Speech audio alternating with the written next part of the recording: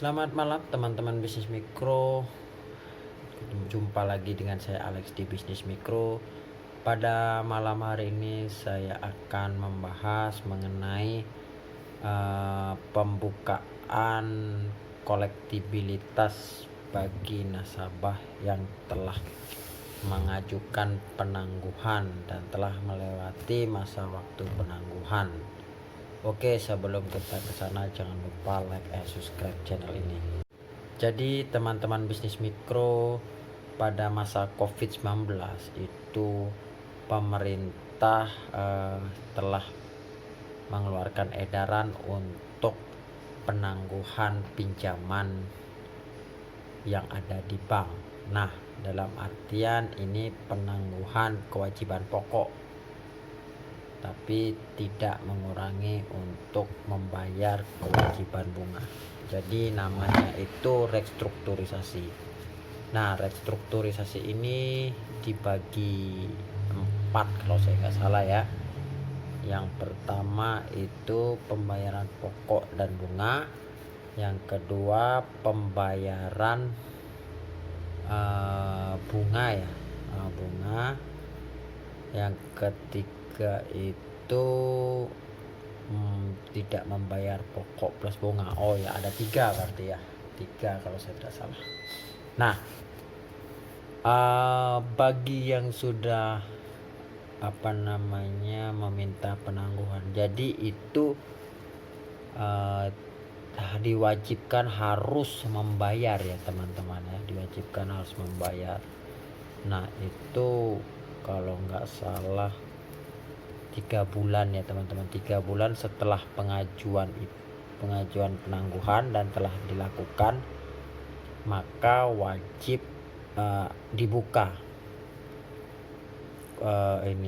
kodenya supaya mengetahui apakah pinjaman itu memang benar-benar dibayar setelah diperkecil atau tidak. Nah, hal ini akan saya ceritakan berdasarkan pengalaman saya pada malam hari ini. Oke teman-teman, jadi mungkin teman-teman yang telah melakukan penangguhan sehari 2 hari ini ditelepon terus ya oleh petugas untuk membayar. Hal ini karena ada instruksi untuk membuka kolektibilitas namanya. Artinya pada saat penangguhan itu kan kolektibilitasnya ditahan ya teman-teman, dijadikan lancar. Nah, cuman hanya berlaku sampai 3 bulan teman-teman. Jadi setelah 3 bulan itu wajib dibuka teman-teman. Nah, bagi teman-teman yang nunggak itu, kalau misalkan contoh ya teman-teman ya, yang 1 bulan nunggak itu dibuka, nanti teman-teman langsung larinya ke dalam perhatian khusus teman-teman ya. Itu dalam perhatian khusus itu tunggakan 1 bulan, 2 bulan sampai 3 bulan. Nah, apabila teman-teman itu ternyata dalam 4 bulan itu nggak bayar, maka ketika dibuka itu akan jadi kolektibilitas yang namanya non performing loan, dan itulah yang biasanya mulai blacklist ya teman-teman ya. Nah, kenapa ini dibuka? Ini untuk menghindari yang namanya kolektibilitas tidak jujur teman-teman. Dan dari sinilah nantinya tim survei ya teman-teman bisa menilai apakah nasabah itu masih layak diberi pinjaman atau tidak. Nah, dari mana penilaiannya? Penilaiannya dilihat dari cara membayar teman-teman. Logikanya apabila diperkecil saja tidak bisa bayar, bagaimana kalau diberi pinjaman? Nah, jadi saran saya sih untuk kepada teman-teman itu harus dibayar ya teman-teman ya.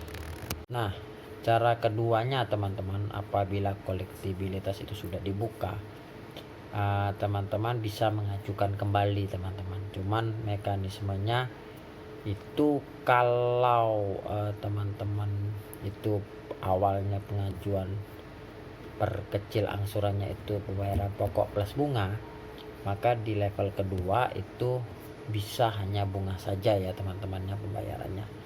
Namun apabila sudah pembayaran bunga namun tidak bayar juga, nah itu nanti larinya ke pembayaran pokok plus bunga teman-teman.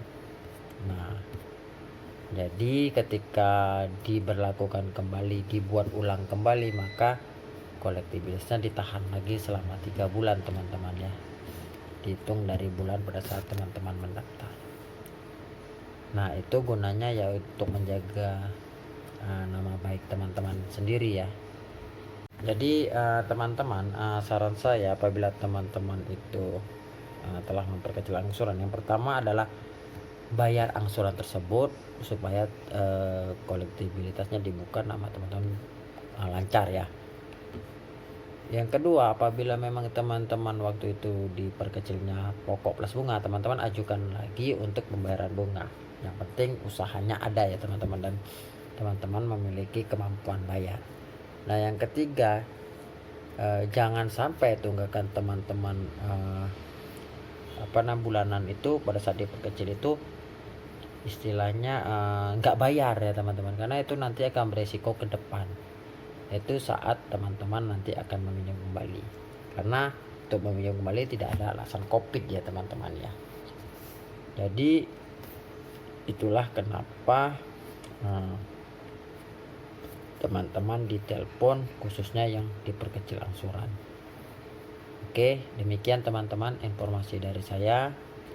Nah, apabila ada pertanyaan silahkan tulis di bawah, dan jangan lupa like and subscribe channel ini. Terima kasih teman-teman, sampai jumpa di video berikutnya. Bye bye.